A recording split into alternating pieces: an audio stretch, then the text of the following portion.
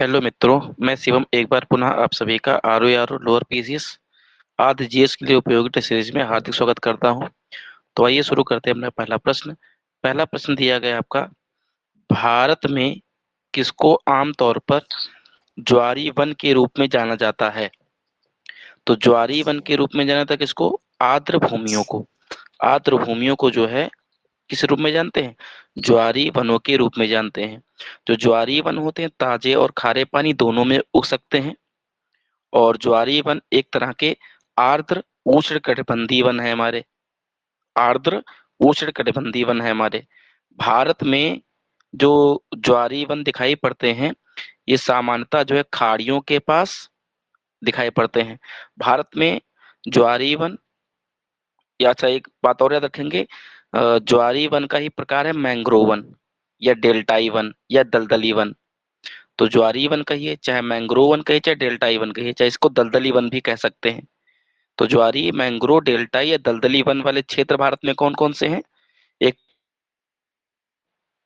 Mahanadi delta, KG delta, KG मतलब Krishna Godavari delta, Kaveri delta. इसके अलावा कच्छ की खाड़ी, खंभात की खाड़ी, मन्नार की खाड़ी, अंडमान निकोबार, इन सब जगहों पर हमको ये ज्वारी वन या मैंग्रोव वन या डेल्टाई वन या दलदली वन दिखाई पड़ते हैं, या ज्वारी क्षेत्र है हमारे ये।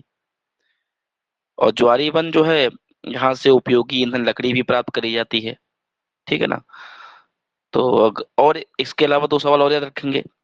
अगर पूछेगा समुद्र की आर्द्र भूमि किसे कहते हैं, तो आंसर आएगा प्रवाल भित्तियों को। समुद्री वर्षावन किसे कहा जाता है, तो आंसर आएगा प्रवाल भित्ति को। तो समुद्र की आर्द्र भूमि प्रवाल भित्ति को कहा जाता है और समुद्री वर्षावन भी प्रवालों को कहा जाता है। नेक्स्ट क्वेश्चन देखिएगा। नेक्स्ट क्वेश्चन, अच्छा एक और बात याद रखेंगे, ज्वार जो है ये ज्वार हमारा दक्षिण भारत के अर्ध शुष्क क्षेत्रों में होने वाली मुख्य फसल है। और ज्वार की खास बात क्या है?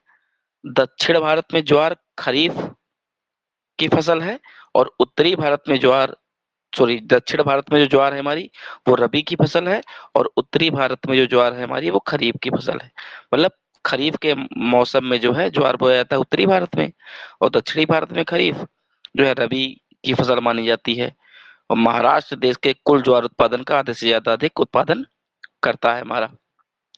नेक्स्ट क्वेश्चन आता है हमारा, पीएम हर घर पीएम सूर्य घर मुफ्त बिजली योजना के संदर्भ में निम्नलिखित कथनों पर विचार करें और बताएं कि कौन सा कथन इसमें हमारा सही है, कौन कौन से कथन इसमें हमारे सही हैं।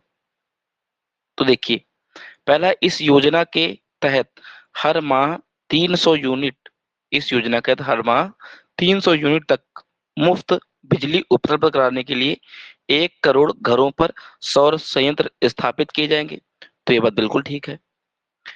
पीएम घर सूर्य पीएम सूर्य घर मुफ्त बिजली योजना के तहत जो है हर माह जो है 300 यूनिट तक की मुफ्त बिजली जो है प्रदान करी जाएगी हमारी।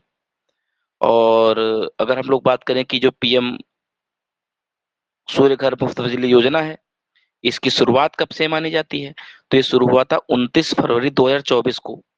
इस योजना को मंजूरी दी गई थी और इस योजना पर टोटल खर्चा या टोटल परिव्यय 75,021 करोड़ रुपए का होगा। और इसे वित्त वर्ष 2026-27 प्लान है गवर्नमेंट का हमारा।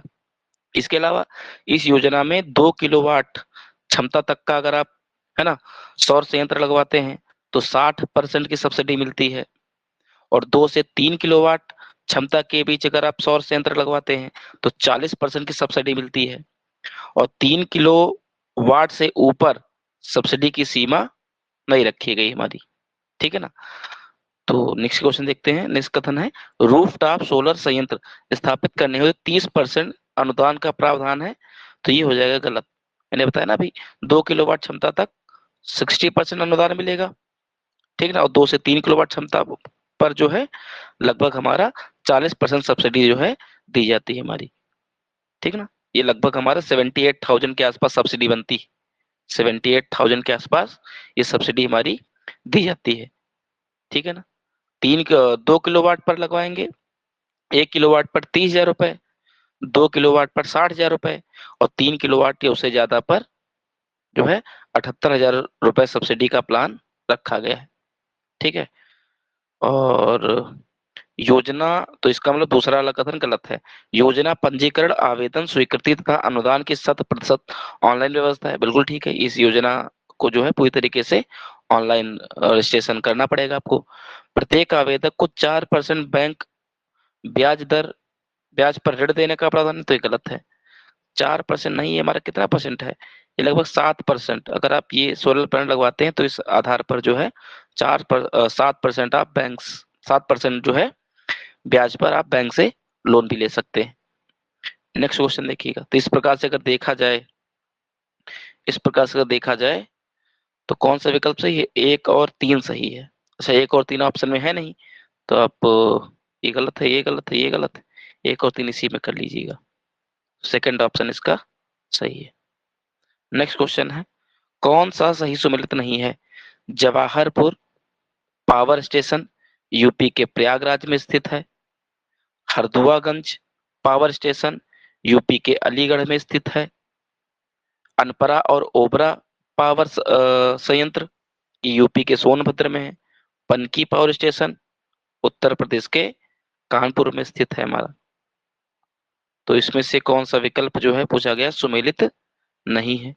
तो इसका पहला ही विकल्प जो है सुमेलित नहीं है। जवाहरपुर पावर स्टेशन यूपी के प्रयागराज में नहीं है, ये उत्तर प्रदेश के एटा जिले में है। उत्तर प्रदेश के एटा जिले में स्थित है हमारा। बाकी हरदुआगंज अलीगढ़ में ही है। अनपरा और ओबरा पावर स्टेशन यूपी के सोनभद्र में है। और पनकी पावर स्टेशन कानपुर में हमारा स्थित है। अलीगढ़ में आपका शेखापच्छी विहार भी है। अलीगढ़ में क्या पड़ता है? शेखापच्छी विहार। प्राचीन नाम इसका हरिगढ़ है।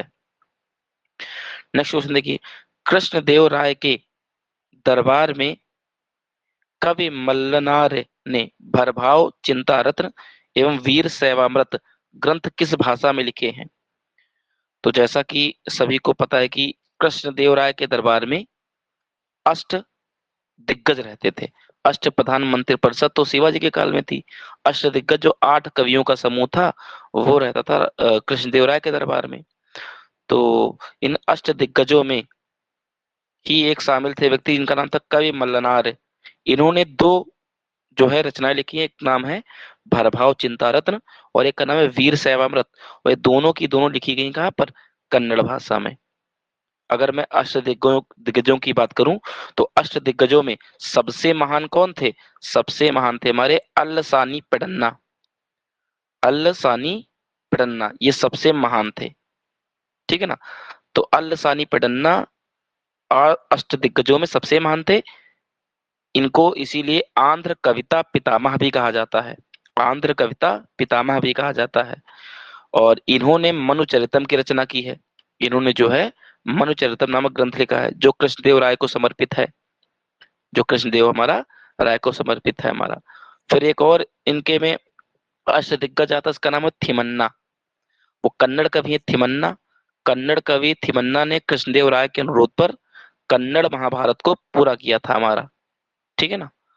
और इसके अलावा एक और अष्टदिग्गज है जिनका नाम है विट्ठलनाथ। चतु विट्ठलनाथ ने भागवत नामक कृति को लिखा है। ठीक है ना?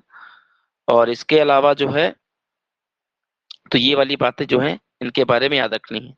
अगर हम अष्टदिग्गजों की बात करें तो अल्लसानी पेडन्ना शामिल है, नंदी थिमन्ना शामिल है, और एक व्यक्ति हैं मदया मदयागरी मलन्ना, धूर्जती, है ना, और रामा भद्रडू, पिंगली सोरना, रामराज भूषण, तेनालीराम कृष्ण, ये सब जो है शामिल हैं। तेनालीराम कृष्ण ने ही कहा था मनचंगा तो कटौती में गंगा। और तेनालीराम ने जो है, इनकी प्रसिद्ध रचना है कौन? पांडुरंग पांडुरंगा महात्म्य। पांडुरंगा महात्म्य जो है तेनालीराम की ही रचना मानी जाती है हमारी। ठीक है ना? तो ये भी एक बात एक याद रखने वाली है। इसके अलावा जो मदायागरी मलन्ना है, इन्होंने राजशेखर चरित्रम की रचना की है। राजशेखर चरित्रम की रचना की है हमारा। ठीक है ना? तो ये भी बात एक याद रखने वाली है। नेक्स्ट क्वेश्चन देखिएगा।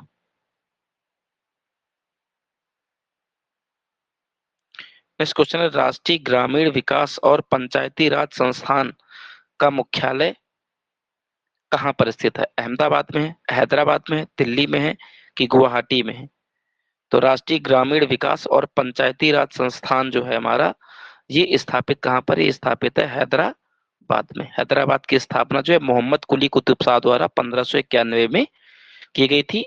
हैदराबाद मूसी नदी के तट पर स्थापित है। और हैदराबाद में आपका राष्ट्रीय पुलिस अकेदमी भी स्थित है, जिसका वर्तमान नाम क्या है? सरदार वल्लभ भाई पटेल राष्ट्रीय पुलिस अकेडमी भी इसको कहा जाता है हमारा। इसके अलावा जो हैदराबाद है, हैदराबाद को 13 सितंबर 1948 को भारतीय सेना द्वारा ऑपरेशन पोलो चला करके भारतीय संघ में शामिल करवा लिया गया था। और जब ये शामिल करवाया जा रहा था, तो इस समय हमारे हैदराबाद के निजाम कौन थे? मीर अली उस्मान, या मीर उस्मान अली इस समय हैदराबाद के कौन थे? हमारे निजाम थे हमारा। इसके अलावा हैदराबाद में तो राष्ट्रीय ग्रामीण विकास और पंचायती राज संस्थान हैदराबाद में है।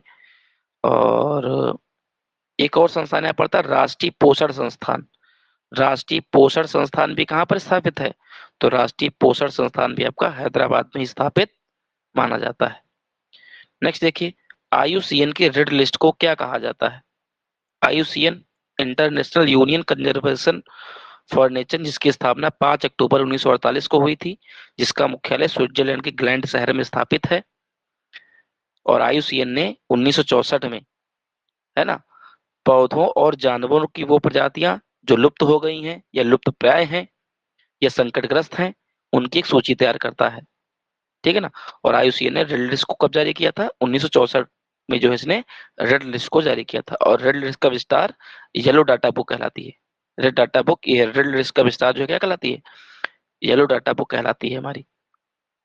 ठीक है ना। तो ये भी तो आईयूसीएन की रेड लिस्ट को क्या कहा जाता है? जीवन का बैरोमीटर कहा जाता है।